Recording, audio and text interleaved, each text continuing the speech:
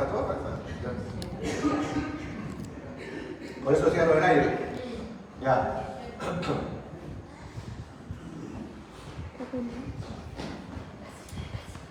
En el libro de Zacarías 4, capítulo 4, vamos a estar a lo menos esta semana y la próxima, en el libro de Zacarías. Recuerden que estamos, bueno, sí, todavía estoy con la serie que ya vamos a iniciar, que tiene que ver con las cristofanías, ¿no? El Cristo en el Antiguo Testamento. Así que estoy viendo el Antiguo Testamento. Bueno, ahora vamos a ver en el libro de Zacarías, capítulo 4. Y en este capítulo 4 que acaba de leer la Carito, voy a ir desde atrás para adelante. Y ya entenderán, porque escogí no hacer eso. Y hoy quiero compartiré con ustedes el valor de los pequeños comienzos. No sé si alguna vez has estado en la siguiente situación, cuando tienes que hacer algo, a veces puede ser físico, o bueno, o terrible, lo que fuera, y uno como que es una montaña de cosas por hacer y uno no sabe por dónde empezar. Entonces como que, ¿cómo hago? ¿Por dónde empiezo? Y a veces suele ocurrir que es tanto lo que hay que hacer que uno estuvo todo el día en eso y después sale como que no avanzó nada, no hizo nada, porque es mucho, es demasiado. ¿Por dónde empiezo? ¿Por dónde comienzo? ¿Cómo hago? Y a veces hay personas, lastimosamente, que no empiezan, no inician, porque es mucho, ¿ya? Porque hasta ver eso, entonces como que ya se desanima al respecto. A veces cuando uno no sabe por dónde empezar. Me acuerdo de pruebas en la universidad, cálculos, ¿sabes? Lo que uno está ahí y tiene, a veces le ponen todo ejercicio. Y uno mira por todos lados, por dónde hago, cómo comienzo, por dónde empiezo. Y lo peor de todo es que cuando tienes a un compañero al otro lado que está. Y uno dice, ¿por dónde empiezo? Hay mucho lo que hay que hacer. Los hebreos, los judíos, si hay algo importante para ellos, sin lugar a dudas, además de la tierra, ¿ya?, de la ley, es el templo. El templo para ellos es fundamental, el templo es importantísimo, es el centro de adoración que tienen los hebreos. Entonces, hasta el día de hoy ellos van, ¿cierto?, a ese conocido como el muro de los lamentos, un trozo de ese templo, ¿ya?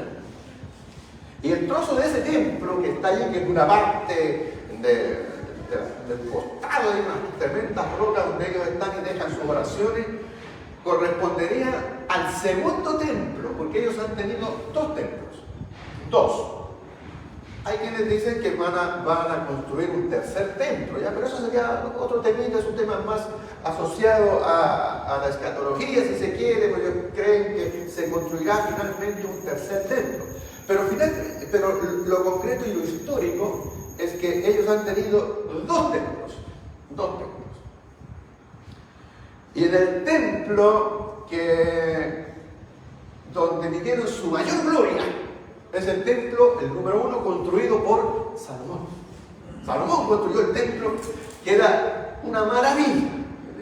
Todo el mundo venía a ver ese templo.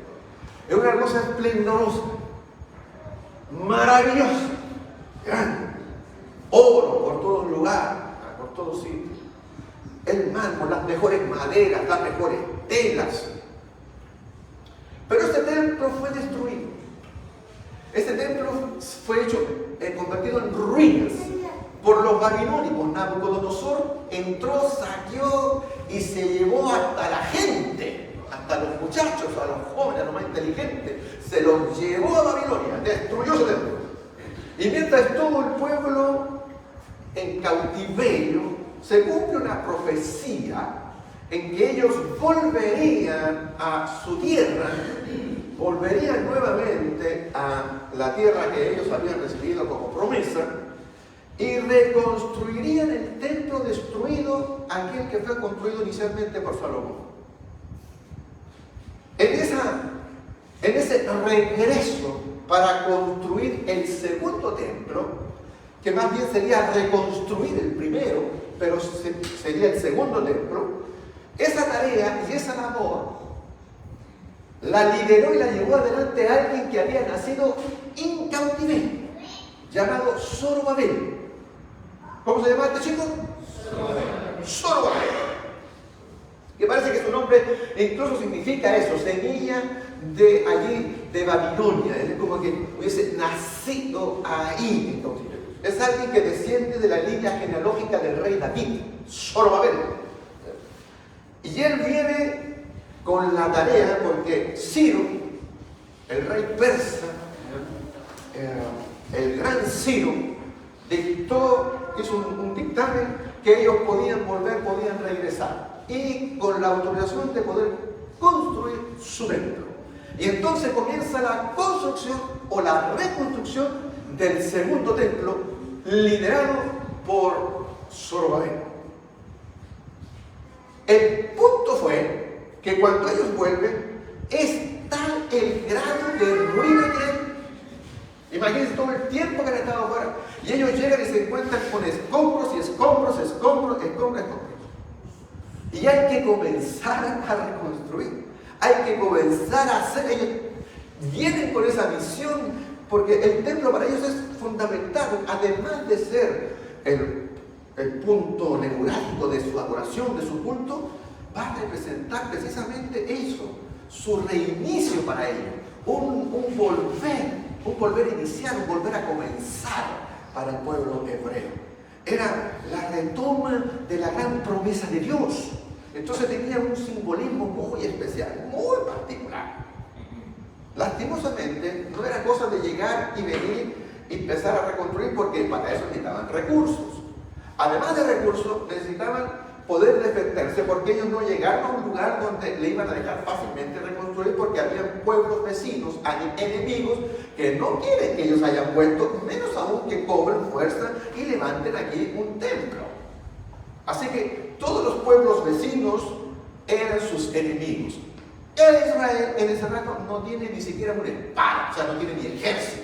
Entonces Zorobabel dice: no tengo recursos, no tengo un ejército que nos defienda mientras vienen a atacarnos. Y finalmente, aun cuando él puso la primera piedra, fue fantástico, estaba todo contento que la primera piedra, y uno se llena de entusiasmo cuando pone la primera piedra. Pero no quedó nada más que puesta la primera piedra. Pasaron 16 años en que se hizo nada.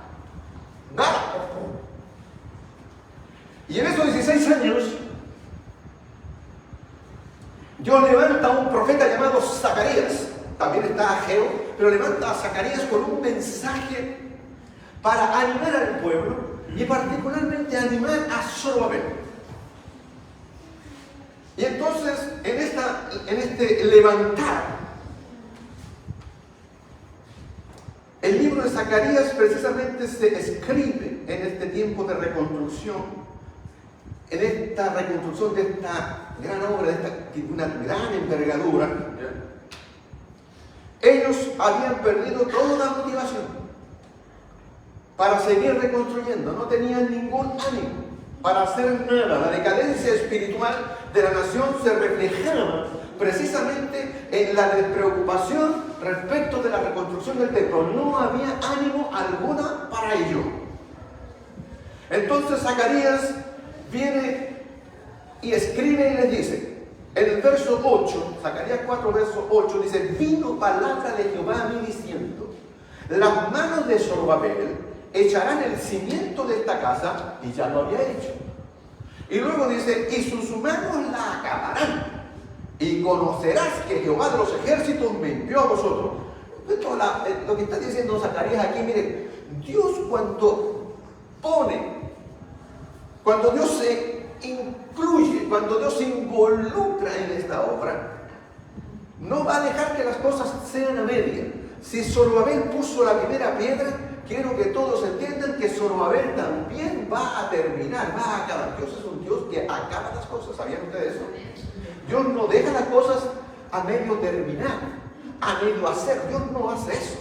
Ya lo descubre más adelante en Filipenses, cuando Pablo escribe a Filipenses, dice, oiga, sepan lo siguiente, yo estoy persuadido de algo, estoy convencido de algo, de que el que comenzó en ustedes la buena obra, la perfeccionará hasta el día de Jesucristo.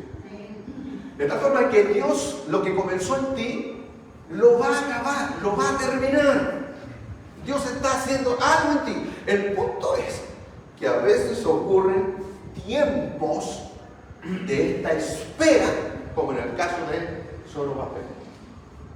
Entonces, nosotros podríamos perseguir a Zorobabel en esto de que llega un hombre que se llama Zacarías y le da un trabajo y le dice, a ver, el pueblo está totalmente desanimado, no quiere seguir, eso refleja su nivel espiritual, no quieren avanzar en esto, es demasiado lo que hay que hacer, no, se sienten abandonados, sin recursos, sin nada, no tienen fuerza para nada y es mucho, ni siquiera saben por dónde iniciar. Y Zorobabel, este líder, sin duda que pensaba igual que todos ellos. Y entonces viene una palabra de Dios a Zacarías y se la pronuncia y se la da. Como dicen hoy día los profetas modernos, y le lanza esta palabra y le suelta esta profecía. Así es, usan ese vocabulario. Le soltó esta palabra. Y la palabra que le suelta en el capítulo 4, verso 10 dice, porque los que menospreciaron el día de las pequeñeces se alegrarán y verán la plomada en la mano de Zorobabel. Fue un día, dice, el día de las pequeñeces. Y eso es lo que quiero compartir con ustedes. El día de las pequeñeces. Cuando Zorobabel escucha esto y no está quieto, pero yo me puedo colocar en su zapato, en su mente. Y dice este profeta que habla por boca de Dios, y él dice, el día de las pequeñeces. Cuando llevamos en ruido casi 20 años, ya habían pasado 16, pero llevamos casi unos 20 años y él habla de el día. ¿Qué quiere decir por el día de las pequeñeces? Pusimos los cimientos y después no tuvimos cómo avanzar, no hay ejército, no tenemos espada, no tenemos con quién defendernos, nada. Y tú me vienes a hablar del día de las pequeñeces. Quiero que sepas, diría tal vez Zorobabel a Zacarías, llevo casi 20 años en los días de pequeñeces.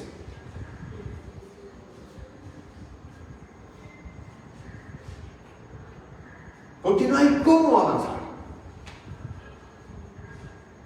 Si tal vez no es imposible, es muy difícil.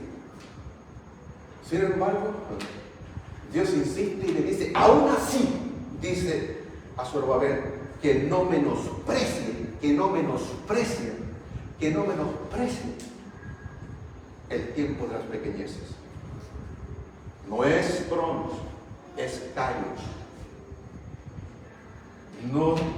Él no está pensando en los 16 años, está pensando en el tiempo de las pequeñeces, en ese tiempo en que está viviendo.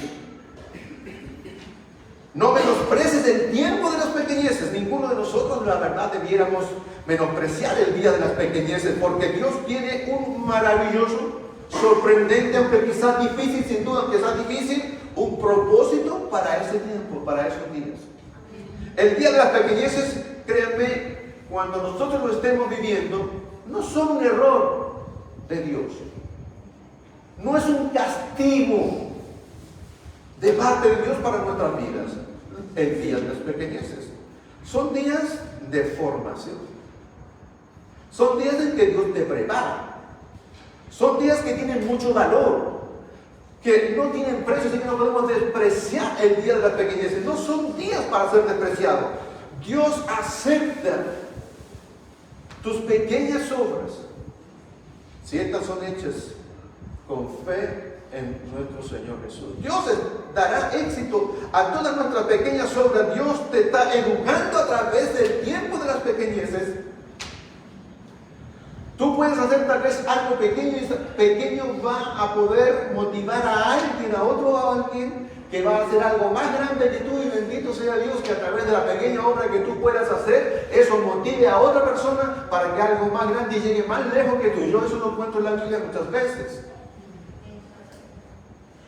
Hay gente que es fiel en su poco y en su poco ha logrado, y hemos encontrado personas que tal vez vino y con su pequeña obra trajo al Evangelio a alguien, que ese alguien luego después es alguien que gana miles. Pero fue alguien que comenzó a dar el pequeño paso, que no menospreció el día de las pequeñeces. Lo más grande y hermoso no siempre es lo mejor. Muchos de los judíos ancianos estaban descorazonados por algo, porque el templo que estaban construyendo no iba a ser tan grande, no iba a ser tan hermoso como el que había construido Salomón. No tendría el mismo esplendor que el de antes. No es igual que el de antes. Aquel todo tiempo pasado fue mejor, piensan ellos. Y el templo que tenía Salomón, ese sí que era templo.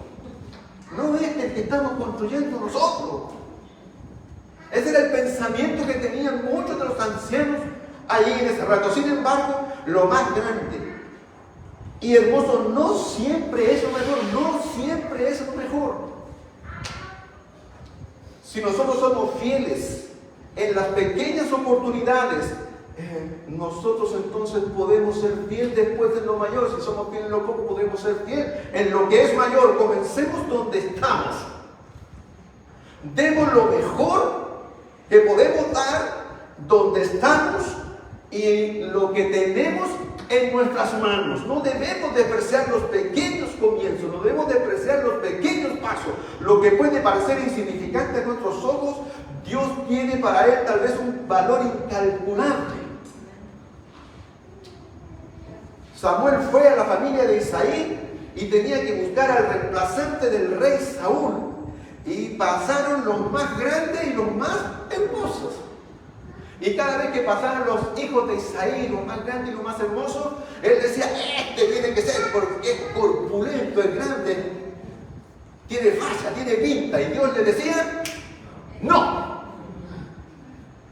Y pasaron varios. Y le dijo, porque lo que Dios ve no es lo que ve el ser humano.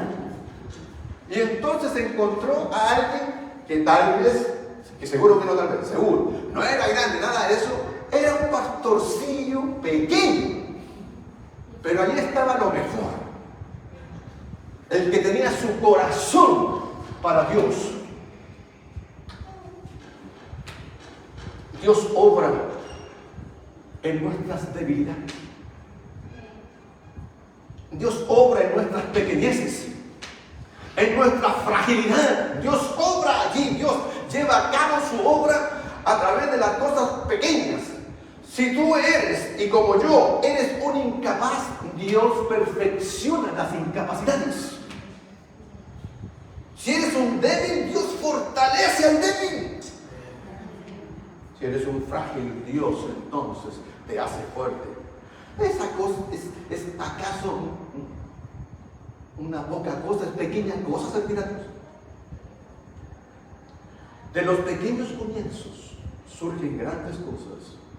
La verdad es que todos necesitamos empezar en algún lado, en algún momento. Los pequeños comienzos a menudo requieren un compromiso de dedicación. Tienes que, es decir, el que corre 5.000, 10.000, 10K o 32K, todos tienen que dar el primer paso, todos. Da el primer paso donde estás. Y tal vez te vas a ir a acostar y pensarás que no has avanzado nada, que no has hecho nada. Pero aún así, da gracias por esos pequeños avances. Da gracias por esos pequeños pasos dados. Da gracias por esos resultados que pueden ser para ti pocos, tal vez insignificantes. Pero da gracias por eso porque has comenzado. Hazlo. No te quedes detenida, no te quedes detenido en ningún momento. Lo común Lo pequeño en las manos de Dios deja de ser común. No llames común a lo que fue limpiado, digo.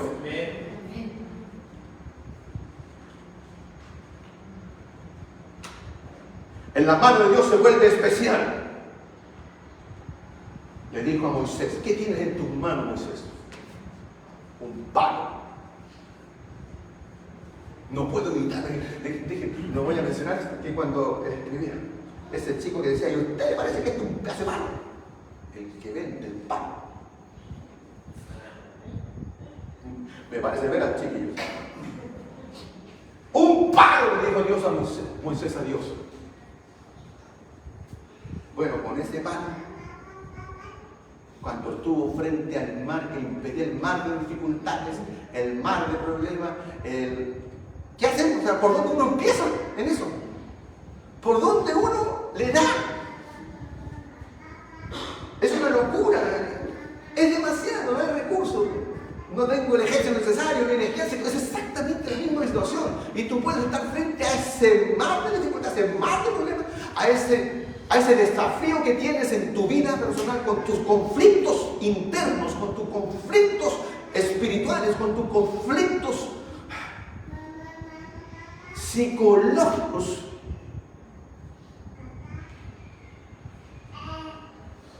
Y hay un minuto. Siempre es bueno orar, pero hay un instante en que hay que ponerse en pie y avanzar. Hay que dar el paso. Y Dios le dice a Moisés: di al pueblo que avance. Pero hay un mal. Él levanta las manos con ese palo y el mar se abre. Dios actúa de esa forma.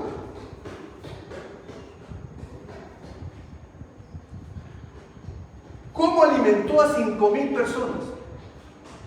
Con el desayuno de un niño. El desayuno de un niño. No menosprecies el día de las pequeñeces. Todos venían a dar tremenda ofrenda.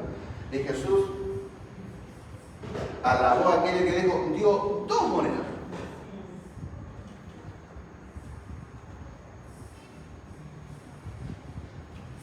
Si tuvierais fe como un grano de mostaza, pequeña, no menospreciemos el día de las pequeñeces. ¿Podemos orar por las cosas pequeñas?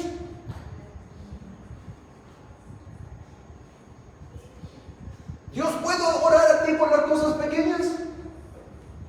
Dios dirá: para ti son pequeñas. Para mí ni pequeña ni grande. Ni posible ni imposible. Podemos orar delante de Dios, y a Dios Él está esperando que le pidamos por nuestras necesidades, por nuestro deseo de nuestro corazón, pequeños o grandes, si son conforme a su voluntad. Cuando Él responde las cosas pequeñas, ¿sabe qué ocurre? Entonces nosotros sentimos más seguros de pedirle por otras cosas que nosotros las consideramos que son mayores, que son más grandes. Los pequeños comienzos, hermanos y hermanas mías, significa empezar de nuevo, reiniciar. Es una nueva oportunidad para hacer lo correcto, una nueva oportunidad para vivir de acuerdo a lo que Dios determina, para disfrutar de su gozo y la felicidad que Él nos da. Es un nuevo tiempo para experimentar cosas nuevas, para vivir, para cumplir nuestros sueños, nuestras metas, pero no menosprecies los inicios que pueden ser pocos, pequeños, menores. Hazlo. Dios nos valoriza en nuestra vida diaria. A menudo podemos sentir nosotros frustrados. Con nuestros esfuerzos parecen que no rinden los frutos inmediatamente. El día de las pequeñeces nos anima a reconocer el valor de cada paso pequeño, por pequeño que sea, a reconocerlo y darle gracias a Dios. Nos invita a confiar en que Dios valora y utiliza nuestros esfuerzos, aunque estos esfuerzos sean pequeños. Ahora se reconoce sí el proceso, porque el día de las pequeñeces nos recuerda la importancia de un proceso. No es inmediato. Dios podría haberle hecho a Zorobabel irse por un atajo, o milagrosamente que el templo se construyera, pero no iba a ser así. Dios ha pensado y ha determinado en su forma y en su estilo que su obra la va a hacer con nosotros, con las personas. Y si Dios quiere trabajar contigo, no lo va a hacer sin ti, lo va a hacer contigo. La clave es mantener la fe y la perseverancia, sabiendo que Dios está con nosotros en cada paso que nosotros estamos dando. La mano de Dios se une a la obra del ser humano, a la obra de lo que tú estás haciendo. El texto termina diciendo lo siguiente: se alegrarán y verán la plomada en las manos de Zorobabel. Es decir, que llegará la alegría y cuando verán que Zorobabel tiene el plomo, la plomada, esa herramienta que permite ver que está derecha la construcción, que hay precisión. Y cuando Dios está con nosotros en nuestro trabajo, en nuestra empresa, en nuestros proyectos, entonces Dios nos ayuda porque está con nosotros y habrá precisión, pero nosotros debemos estar incluidos allí, involucrados en eso. Dios va a hacer su obra, su espíritu estará presente y nos recordará que no es con ejército ni con espada, que es lo que predicaré la próxima semana. Pero ello no significa que nosotros debemos hacernos un lado, debemos estar metidos allí. Somos nosotros los que debemos dar ese paso. El hecho de que Zorobabel tenía esta plomada en su mano es que los esfuerzos humanos son necesarios. Dios tiene que estar presente, porque si solamente están nuestros esfuerzos, no llegaremos a ninguna parte. Así que no menosprecies los pequeños comienzos. Cada gran logro comienza precisamente con el primer paso. Y cada pequeña acción tiene el potencial de causar un impacto sorprendente, duradero. La perseverancia y la fe en la dirección correcta que Dios nos da con su plomada es lo que nosotros necesitamos. Estás lleno de problemas, lleno de dificultades. Es una montaña. Se te oponen muchas cosas. Tienes que dar el primer paso. No menosprecies el día de las pequeñeces. Cuando Dios responde, y tal vez va a ser pequeña la respuesta en ese rato, da gracias por esa respuesta. Y aférrate a esa respuesta y anda por más. Y anda por más. Tal vez te acostarás ese día y dirás en ese rato: no he avanzado nada. Sí, avanzaste. Lo que pasa es que es mucho el camino que queda todavía y que parece que has avanzado muy poco. Pero cuando avanzaste poco, no menosprecies el día de las pequeñeces. No la menosprecies. Dios le dice a Zorobabel: no menosprecies el día de las pequeñeces. Es poco lo que ha ocurrido. Y tal vez ese poco, fíjate, para él fueron 16 años. Pero fueron 16 años en que Dios lo capacitó, le enseñó, lo preparó y todo. ¿Saben una cosa? Ese templo, luego, una vez que fue terminado, pasaron los años y Herodes el Grande, ese mismo templo, lo hermoseó todo lo que pudo, lo agrandó y fue el templo que conoció Jesús. Pero nada de eso hubiese ocurrido si Zorobabel no da el primer paso.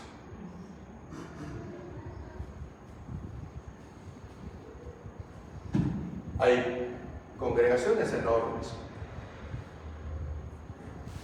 pero todas ellas partieron por alguien que no menospreció el día de las pequeñeces. Dios te ha llamado a su obra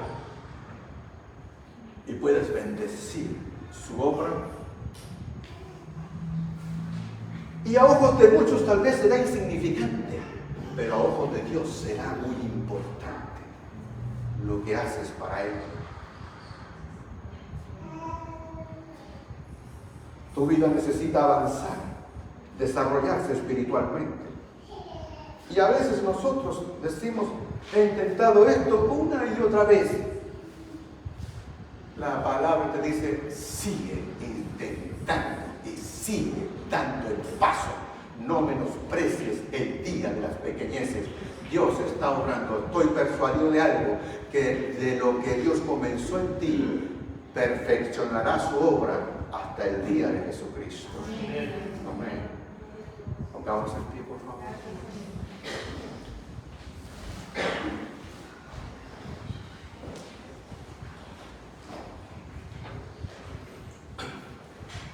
Porque si hay algo sobre lo cual nosotros podemos estar seguros, es que Dios nos dice: puedes tener todas las debilidades, y yo sé que las tienes, todas las fragilidades, y yo sé que las tienes, porque yo me glorifico en la fragilidad y en la debilidad humana. Porque has de aprender que esto no es solo, esto no es con ejército. ¿Quieres un ejército? Esto no es con ejército. ¿Quieres espada? Esto no es con fuerza, es con mi espíritu. De eso hablaremos esta próxima semana. Cantemos.